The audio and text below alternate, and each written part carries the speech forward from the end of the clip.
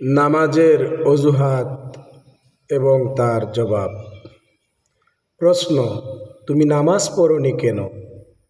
অজুহাত: অসুস্থতায়। উত্তর: তুমি কি হযরত আইয়ুব আলাইহিস সালামের চেয়েও অসুস্থ? প্রশ্ন: তুমি নামাজ পড়োনি কেন? অজুহাত: দায়িত্ব কর্মভার থাকার কারণে।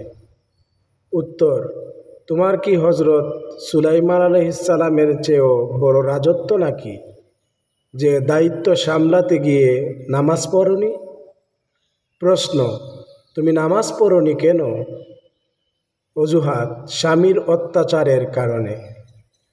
জবাব: তোমার স্বামী কি বিবি আসিয়ার স্বামী ফেরাউনের চেয়েও বেশি অত্যাচারী? প্রশ্ন: তুমি নামাজ পড়োনি কেন? অজুহাত: সাংসারিক কাজকর্মের কারণে। জবাব: তুমি কি ফাতেমার চেয়েও বেশি সংসারী? তুমি কি হযরত ফাতেমা রাদিয়াল্লাহু তাআলা আনহার চেয়েও বেশি সংসারী?